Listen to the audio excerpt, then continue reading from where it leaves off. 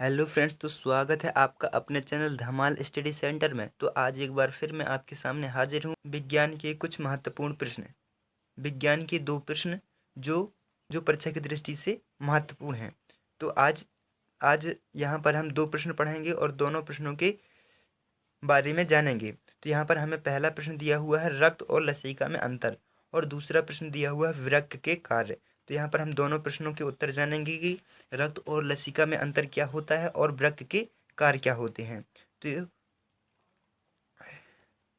तो यहाँ पर आज आप दोनों प्रश्न के उत्तर पढ़ने वाले नहीं बल्कि याद करने वाले हैं। यदि आप वीडियो को पूरा देख लेते हैं तो आप रक्त और लसिका में अंतर को और वृक्क के कार्य को अभी के अभी तुरंत याद करके यहाँ से जाएंगे, यदि आप वीडियो को बिना स्किप किए पूरा देखते हैं तो यदि आप इसे याद करना चाहते हैं तो वीडियो को लाइक करें, चैनल को सब्सक्राइब करें और बेल आइकन प्रेस करें। इससे होगा कि हमारी आने वाली अगली हर वीडियो आप तक बड़े ही आसानी से पहुंच सकेगी।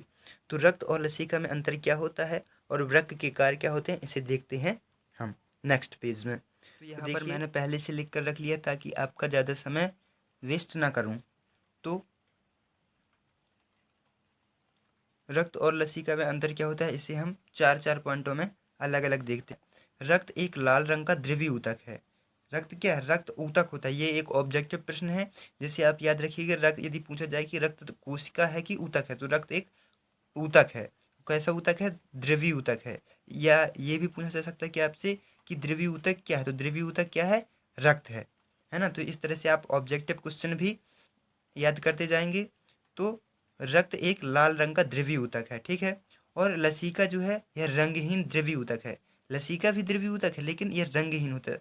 जो रक्त होता है वह लाल रंग का होता है, जबकि जो लसिका होते हैं वह रंगहीन होता है, उसमें कोई रंग नहीं पाया जाता।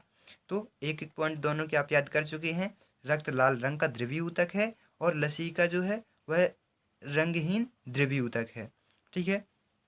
रक्त का दूसरा पॉइंट देखते हैं। रक्त में प्रोटीन की मात्रा अधिक होती है।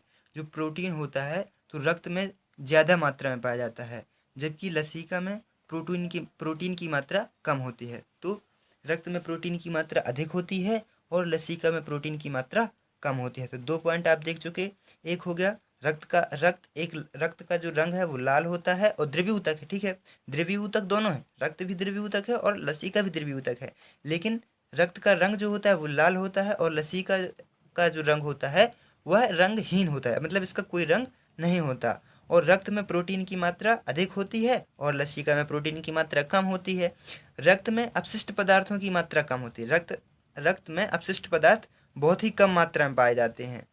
ये तीसरा पॉइंट हो गया। रक्त में अपशिष्ट पदार्थों की मात्रा बहुत ही कम होती है या मात्रा कम होती है, जबकि जो लसिका होता है, लसिका में अपशिष्ट पदार्थों की मात्रा अधिक होती है। लसिका में अपशिष्ट पदार्थों की मात्रा, लसिका जो होता है उसमें अपशिष्ट पदार्थों की मात्रा बहुत अधिक हो पाई जाती है या ज़्यादा मात्रा में पाया जाता है, ठीक है। रक्त में लाल रक्त कणिकाओं की संख्या अधिक होती है और जो लसिका है तो लसिका में लाल रक्त कणिकाओं का पूर्णतः अभाव होता है। तो देखिए यहाँ पर आपको चार पॉइंट दिए गए हैं।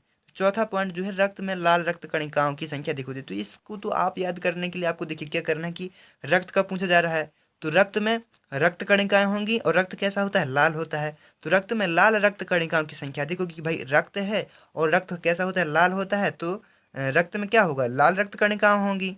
तो रक्त में लाल रक्त कणिकाओं की संख्या अधिक होगी, ठीक है। इस तरह से आप इसको बिल्कुल बड़े ही आसानी से याद कर सकते हैं।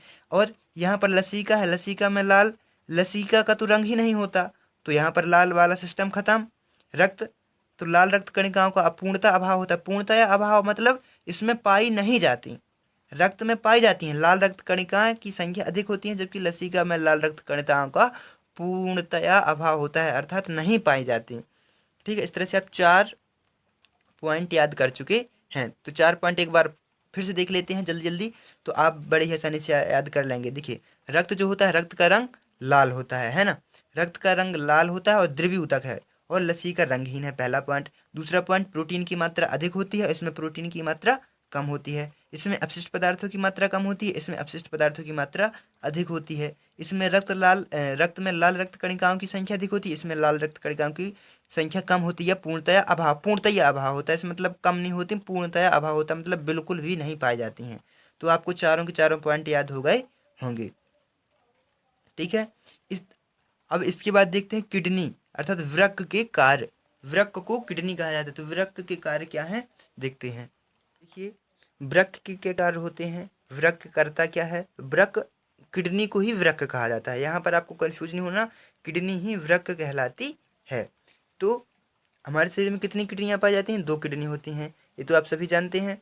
तो ये भी एक ऑब्जेक्टिव टाइप क्वेश्चन है, आपके पेपरों में आ सकता है कि व्यक्ति के या मानव शरीर में कितनी किडनी पाई जाती हैं, तो 2 किडनी पाई जाती हैं, ठीक है। तो देखिए किडनी के कार्य क्या होते हैं, यह शरीर में जल संतुलन को बनाए रखती है। जो किडनी होता है या वृक्क होता है वह शरीर में जल के संतुलन को बनाए रखता है। अर्थात मतलब शरीर में है वो शरीर में जल का जो कमी हो जाती है, तो जल की कमी हो जाती है, तो इसको वह इसका मेंटेनेंस बनाकर रखता है वहाँ पर शरीर में, ठीक है। कौन, किडनी। किडनी शरीर में जल संतुलन को बनाए रखती है। और दूसरा पॉइंट है, यह शरीर से हानिकारक एवं विषैले पदार्थों को बाहर निकालती है। जो शरीर में हानिकारक पदार्थ होते हैं, विषैले पदार्थ हो जाते हैं, तो उन्हें यह शरीर से बाहर निकालने का कार्य करती है। कौन करती है, किडनी कार्य करती है।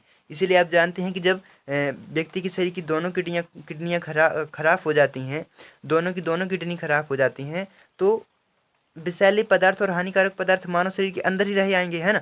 जब विषैले पदार्थ हानिकारक पदार्थ मानव शरीर के अंदर ही रहेंगे तो ये शरीर को नुकसान पहुंचाएंगे, जिससे व्यक्ति की मृत्यु हो जाती है। इसलिए मानव शरीर में किडनी का होना बहुत ही आवश्यक होता है, क्योंकि यह हानिकारक एवं विषैले पदार्थों को शरीर से बाहर निकालती है, ठीक है। तो आप दो पॉइंट समझ चुके हैं। किडनी के कार्य, जल में शरीर में जल का संतुलन बनाए रखती है और हानिकारक पदार्थों को शरीर से बाहर निकालती है। तीसरा है, यह शरीर में अम्ल एवं क्षार के संतुलन को बनाए रखती है। अम्ल और क्षार, अम्ल तो जानते हैं, अम्ल खट्टे होते हैं, क्षार कसैले होते हैं, तो अम्ल और क्षार का संतुलन बनाए रखती है दोनों में, ठीक है। चौथा है, यह शरीर में रक्तदाब भी जानते होंगे, तो यह रक्तदाब को नियंत्रित करती है, यह शरीर में रक्तदाब को नियंत्रित करती है। और 5वां पॉइंट है, यह रक्त के खनिज लवणों को बनाए रखती है। जो रक्त में खनिज लवण पाए जाते हैं उनको वो बनाए रखती है, मतलब उनको खत्म नहीं होने देती, या उनमें भी एक प्रकार का संतुलन बना के रखती है, ठीक है। तो इस तरह से आप रक्त एवं लसिका में अंतर और किडनी के कार्य समझ चुके हैं। तो किडनी के कार्य को एक बार और जल्दी जल्दी देख लेते हैं, ताकि आप लोग बड़ी आसानी से समझ जाएं, ठीक है। तो किडनी जो है यह शरीर में जल के संतुलन को बनाए रखती है, पहला। और दूसरा जो सबसे महत्वपूर्ण पॉइंट है और इसका मुख्य कार्य है, वह यह शरीर से हानिकारक एवं विषैले पदार्थों को बाहर निकालती है। तीसरा पॉइंट है, यह शरीर में जल एवं क्षार के संतुलन को बनाए रखती है। और चौथा है, यह शरीर में रक्तदाब को नियंत्रित करती है। 5वां, यह रक्त में खनिज लवणों को बनाए रखती है।